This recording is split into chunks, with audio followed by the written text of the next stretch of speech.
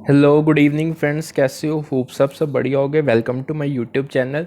जैसे कि आपको पता है हम प्रीवियस ईयर पेपर्स को डिस्कस कर रहे हैं, तो आज हम दिसंबर 23 का पेपर डिस्कस करने जा रहे हैं।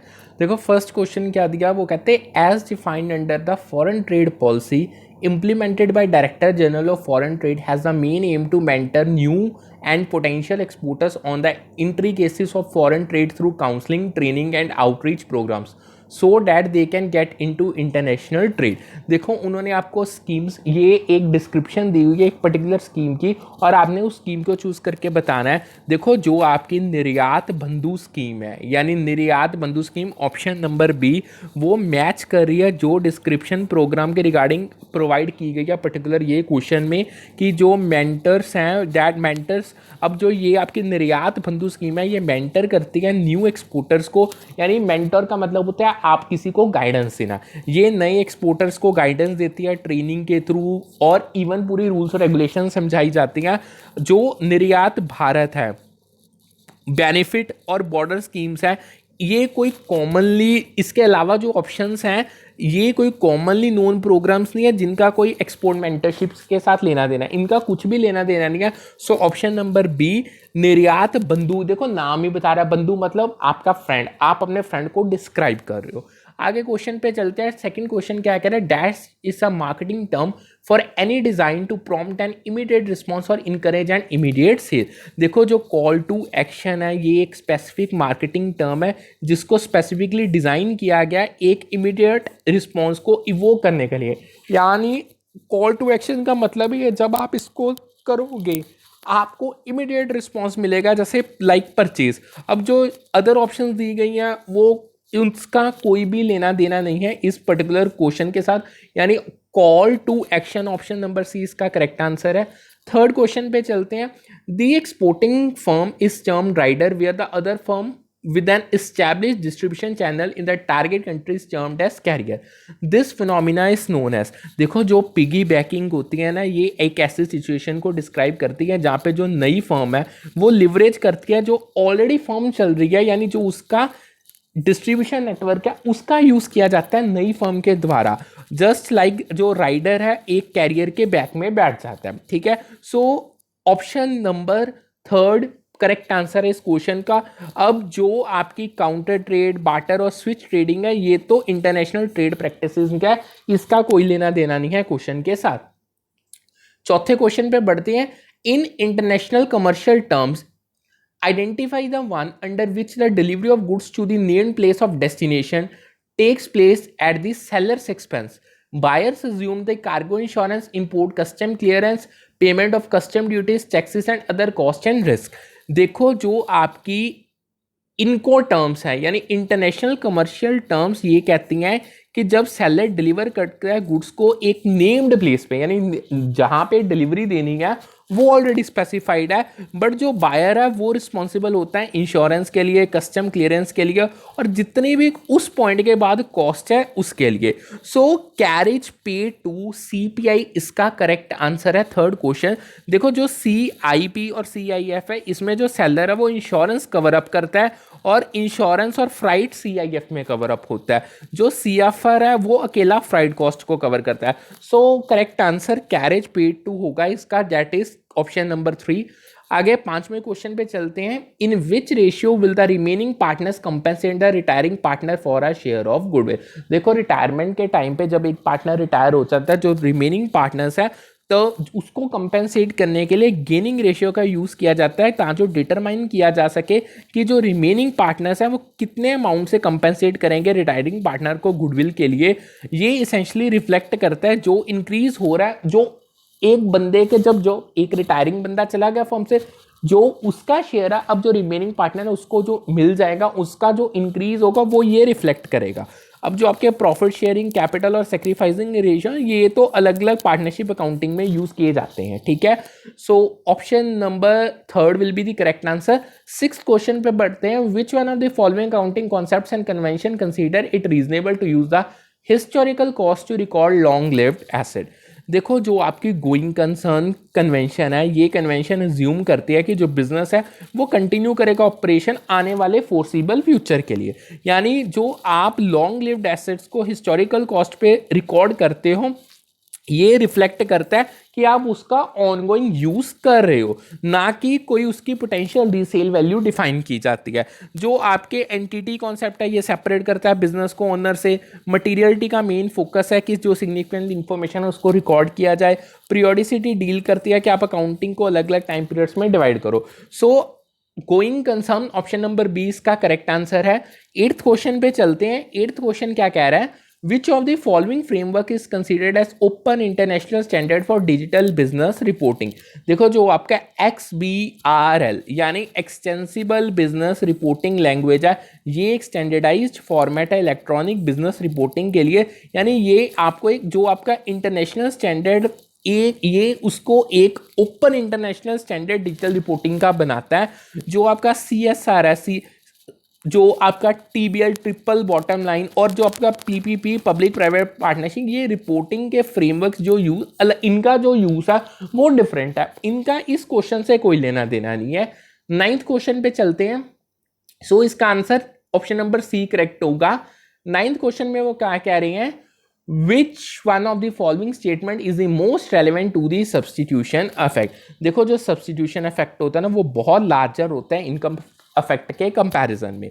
यानी जो सब्सटीट्यूशन अफेक्ट है वो सजेस्ट करता है कि कंज्यूमर स्विच करेंगे चीपर अल्टरनेटिव्स अगर उनको मिलेंगे जब एक गुड का प्राइस इंक्रीज होगा। सो रियलिटी में आप ये ज़्यादा चीज़ इम्पैक्टफुल है इनकम अफेक्ट के कंपैरिजन में, क्योंकि इससे जो आपकी reduced purchasing power due to price increase, obvious बात है प्राइस इंक्रीज होगा तो आपकी परचेजिंग पावर कम होगी, ऑब्वियस बात है आप चीप अल्टरनेटिव्स पे शिफ्ट करोगे। So substitution effect is much larger than income effect in real world. Option number 1 इसका करेक्ट आंसर है।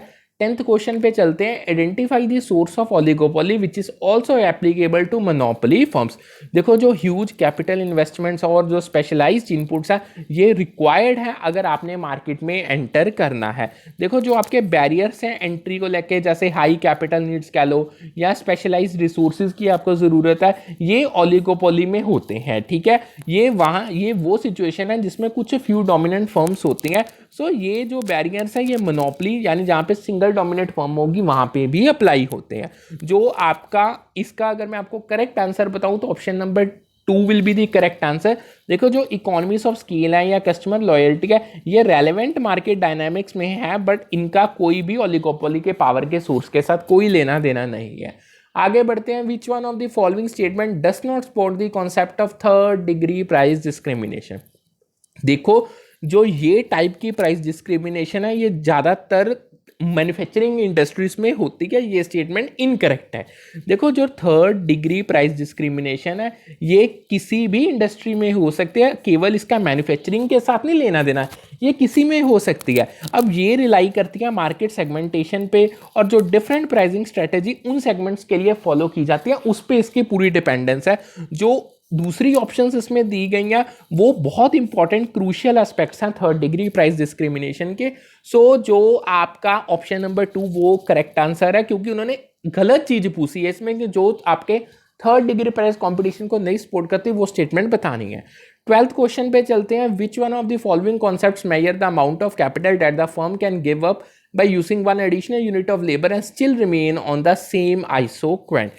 देखो जो diminishing marginal rate of technical substitution है ये वो कॉन्सेप्ट है जो कहता है कि जैसे जैसे आप इंक्रीज करोगे अमाउंट ऑफ कैपिटल जो नीडेड है एक यूनिट ऑफ लेबर को रिप्लेस करने के लिए, और अगर आपने सेम लेवल ऑफ आउटपुट को मेंटेन करना है, यानी कहने का मतलब क्या है आपको ज़्यादा कैपिटल यूज़ करनी पड़ेगी अगर आप एक यूनिट लेबर की छोड़ रहे हो, अगर आपने same level of output maintain करना है। यानी ये चीज़ रिफ्लेक्ट करती है डिफ़िकल्टी है बहुत अगर आप सेम प्रोडक्शन अचीव करना चाहते हो with less of one input. ठीक है, सो जो इसमें अदर ऑप्शंस हैं लाइक जो अपनी मार्जिनल यूटिलिटी या ये डिमिनिशिंग सेटिस्फेक्शन है जब आप एडिशनल यूनिट्स को यूज़ करोगे, जो आपका ट्रेड ऑफ्स हैं जनरल में इसका कोई स्पेसिफिक कैपिटल और लेबर के साथ कोई लेना देना नहीं है, और जो आइसोकेंट इटसेल्फ है ये कर्व है जो रिप्रेजेंट करता है डिफरेंट कॉम्बिनेशन इनपुट्स के सेम आउटपुट के लिए। ठीक है, so diminishing marginal rate of technical substitution option number 3 इसका करेक्ट आंसर है। 13th क्वेश्चन पे चलते हैं। 13th क्वेश्चन क्या कह रहा है, Which of the following theories of capital structure articulates that a firm borrows up to the point where the tax benefit from extra debt is exactly equal to cost that comes from the increased probability of financial distress। देखो जो static trade off theory है, यानी जो ये इस theory का जो main focus है वो है बैलेंस लेके आना, टैक्स शील्ड बेनिफिट जो आपको डेट से मिल रहा है और जो पोटेंशियल फाइनेंशियल डिस्ट्रेस आपको हायर डेट लेवल्स पे फेस कर रहा है, उस चीज़ में आपको बैलेंस लेके आना है। सो इसका एम यही है, एक ऑप्टिमम कैपिटल स्ट्रक्चर अचीव किया जाए जहाँ पे ये दोनों फैक्टर्स एक दूसरे को ऑफसेट कर देंगे। सो 13th का option number first will be the correct answer. देखो जो दूसरी ऑप्शन दी गई हैं ना तो वो ज़्यादा स्पेसिफिक है कैपिटल स्ट्रक्चर थ्योरी की, यानी लाइक आपकी जो नेट इनकम अप्रोच है, और ये जो इनका फोकस है ना ये डिफरेंट एस्पेक्ट्स के है, यानी इनका जो मोदी गिलानी और मिलर फोकस इसका इरेलेवेंस है कैपिटल स्ट्रक्चर का, उस पे है मेन अलग अलग अजम्पशंस के अंदर। ठीक है, 14th क्वेश्चन पे बढ़ते हैं। When a target company makes a counter bid for the stock of the bidder, the defensive strategy in reference is called। देखो जो बैकमैन डिफेंस है ये तब होता है जब जो टारगेट कंपनी है वो अटेम्प्ट करती है एक्वायर करने को बिडिंग कंपनी को। इसेंशली इससे जो टेबल्स हैं वो टर्न हो जाते हैं, वो गेम बाजी पूरी पलट जाती है, यानी ये एक डिफेंसिव स्ट्रेटेजी है हॉस्टाइल टेक ओवर्स को प्रिवेंट करने के लिए। सो 14th का third option will be the correct answer. अब जो ग्रीन मेल है इसमें रीपरचेज किए जाते हैं शेयर्स एक पर्टिकुलर एक्वायर से एक प्रीमियम पे, ताजो आप टेक ओवर को अवॉइड कर सको। पॉइजन पिल में कंपनी लेस अट्रैक्टिव एक्विजन करती है। गोल्डन पैराशूट आपको बेनिफिट्स प्रोवाइड करता है एग्जेक्टिव्स को जो कंपनी को एक्वायर कर रहे हैं। ठीक है, आगे बढ़ते हैं। 16 क्वेश्चन देखो, which one of the following instruments is often used to protect the value of a foreign currency denominated transaction. देखो जो फॉरवर्ड हैज होता है ये एक ब्रॉडर टर्म है जिसमें बहुत सारी स्ट्रेटेजीज आ जाती हैं। अगर आपको प्रोटेक्शन चाहिए अगेंस्ट फॉरेन करेंसी फ्लक्चुएशन, यानी इसमें फॉरवर्ड कॉन्ट्रैक्ट्स हो गए, स्वैप्स हो गए, और जितने भी इंस्ट्रूमेंट्स हैं वो सारे इंक्लूसिव है। सो फॉरवर्ड हैज इसका करेक्ट आंसर है ऑप्शन नंबर 3। देखो जो फॉरवर्ड कॉन्ट्रैक्ट, फॉरवर्ड स्वैप और फॉरवर्ड प्रीमियम है ये सारे कहीं ना कहीं फॉरवर्ड हैज के कंपोनेंट्स है, यानी जो हैज है ये एक ब्रॉडर कॉन्सेप्ट है। आगे बढ़ते हैं। A discrete probability distribution. देखो जो डिस्क्रीट प्रोबेबिलिटी डिस्ट्रीब्यूशन है वो असाइन करती है प्रोबेबिलिटी हर एक पॉसिबल वैल्यू जो रैंडम वेरिएबल होगी उसको, यानी जो डिस्क्रीट प्रोबेबिलिटी डिस्ट्रीब्यूशन है वो असाइन करेगी लाइक्लीहुड प्रोबेबिलिटी हर एक पॉसिबल आउटकम का रैंडम वेरिएबल जो अचीव करेगा, यानी ये it doesn't have to be between -1 and +1, यानी ये डिपेंड करती है स्पेसिफिक वेरिएबल पे और क्या उसकी पॉसिबल वैल्यूज हो सकती हैं, ये चीज उसको डिटरमाइन करती है। ठीक है, आगे चलते हैं। 19th क्वेश्चन देखो, in one factor ANOVA the computed F value will be negative. देखो जो एफ स्टैट है वन फैक्टर एनोवा में वो हमेशा पॉजिटिव होता है। ये कंपेयर करता है वेरिएंस दो ट्रीटमेंट्स के बीच में to the variance within treatment, यानी कहने का मतलब जो वन फैक्टर एफ टेस्ट है वन फैक्टर एनोवा में वो पॉजिटिव होगा। अगर आपके एक ट्रीटमेंट के अंदर जो वेरिएंस आ रहा है और जो दो ट्रीटमेंट के अंदर वेरिएंस आता है ये उसको कंपेयर करता है, जितनी हायर एफ वैल्यू होगी वो उतना ही इंडिकेट करेगा कि बहुत ज़्यादा डिफरेंस है ट्रीटमेंट के मीन्स में। सो 19th क्वेश्चन का correct answer will be under no circumstances. आगे 21st क्वेश्चन पे चलते हैं। Affective mentoring requires trust and the level of trust reflects the mentors. ध्यान से सुनो, देखो competence, consistency, communication abilities and control sharing readiness इसका सही आंसर होगा। देखो जो अफेक्टिव मेंटर है वो उनको एक कॉम्बिनेशन चाहिए इन क्वालिटीज का। कंपिटेंस कहती है कि उनके पास एक्सपर्टाइज है, उनके पास नॉलेज है एक रेलिवेंट फील्ड की। कंसिस्टेंसी कहती है भाई रिलायबिलिटी बनी रहेगी, उनके एक्शंस और गाइडेंस में प्रेडिक्टेबिलिटी बनी रहेगी। कम्युनिकेशन एबिलिटीज क्या कहती है, देखो एक क्लियर और इफेक्टिव कम्युनिकेशन एक अच्छी सोच के लिए ज़रूरी है। कंट्रोल शेयरिंग रेडीनेस, देखो आपके पास विलिंगनेस होनी चाहिए कि आप मेंटोर कर सकते हो मेंटीज को और उनके साथ डिसीजन मेकिंग शेयर कर सकते हो। So competence, consistency, communication and control sharing readiness, fourth option is the correct answer.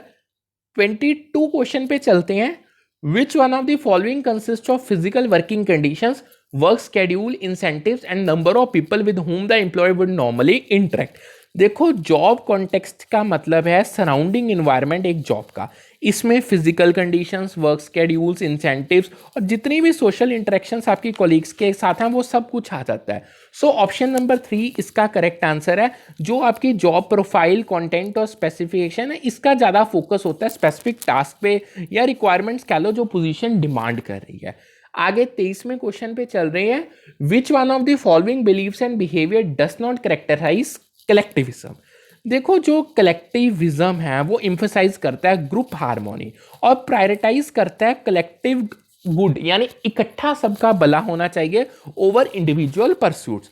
अब जो ओपिनियंस है ऑफन उनको शेप किया जाता है ग्रुप के द्वारा। सो जितनी भी ऑप्शंस दी गई हैं वो सारी कहीं ना कोई कलेक्टिविस्ट वैल्यू के साथ अलाइन कर रही हैं, बट जो इंडिविजुअल ओपिनियंस है इंडिपेंडेंट ऑफ कलेक्टिव ओपिनियंस ये गलत है। सो ऑप्शन नंबर 3 इसका करेक्ट आंसर होगा। 24वें क्वेश्चन पे चलते हैं। हनीवेल्स इनक्रोनाइजेशन move from a hierarchical management structure to a much flatter and team based structure is a good description of which one of the following।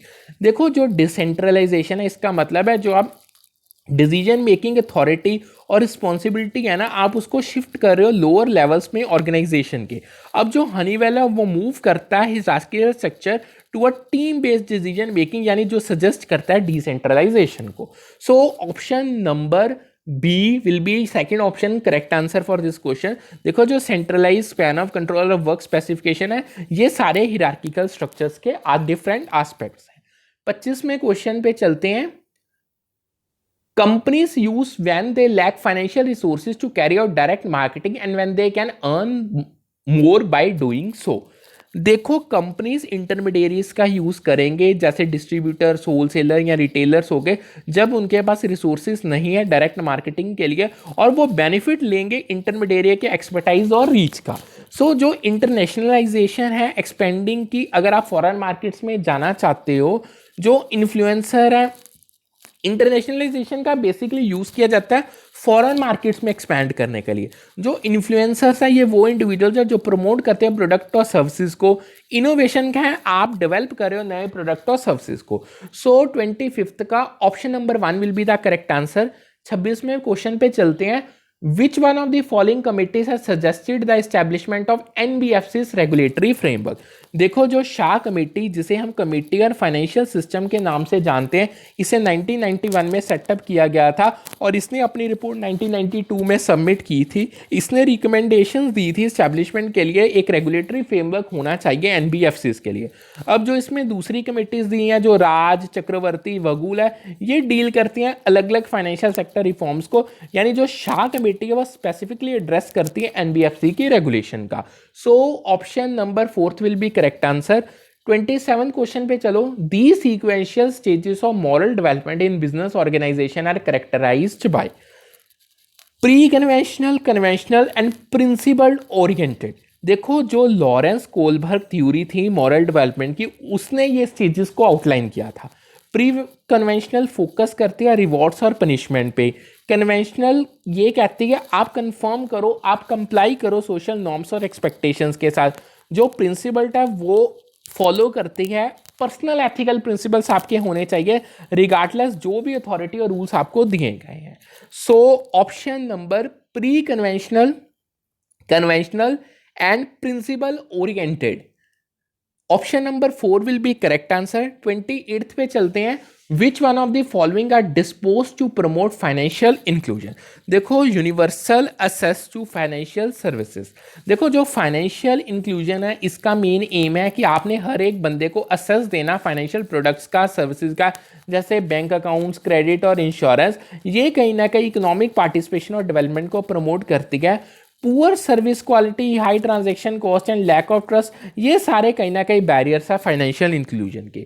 सो जो universal assess है option number 3 इसका correct answer है। 29th question पे बढ़ते हैं। Which one of the following digital payment system is developed and manage by national payment corporation of India. देखो जो रुपया वो एक डोमेस्टिक डेबिट और क्रेडिट कार्ड पेमेंट नेटवर्क है जिसे लॉन्च किया गया था national payment corporation of India NPCI के द्वारा ताकि प्रमोट की जा सके कैशलेस ट्रांजैक्शन और आप कहीं ना कहीं जो फॉरेन कार्ड नेटवर्क्स हैं उन पे डिपेंडेंस को कम कर सको। अब जो पेटीएम, भारत पे और मास्टर कार्ड है, ये सारी प्राइवेट कंपनीज है जो आपको डिजिटल पेमेंट सर्विसेज प्रोवाइड करती हैं। So RuPay option number 4 will be the correct answer. 30th question पे चलते हैं। Which among the following method is not a method of generating sales leads in personal selling. देखो जो coupons हैं ये आपको सेल्स लीड जनरेशन, ये कहने का मतलब जो आपके कूपन्स है ना, ये एक सेल्स लीड जनरेशन मेथड है पर्सनल सेलिंग में। ये इंसेंटिवाइज करते हैं जो आपके होने वाले कस्टमर्स हैं ताकि वो कांटेक्ट करे सेल्स पर्सन को और आपकी सेल्स हो पाए। अब जो रेफरल्स, नेटवर्किंग और कोल्ड कॉल्स है, ये कुछ कॉमन मेथड्स हैं जिससे सेल्स लीड्स जनरेट तो की जा सकती है पर्सनल इंटरेक्शन के द्वारा। So coupons option number 3 will be the correct answer. So यहाँ पे हम करते हैं आज का सेशन वाइंड अप।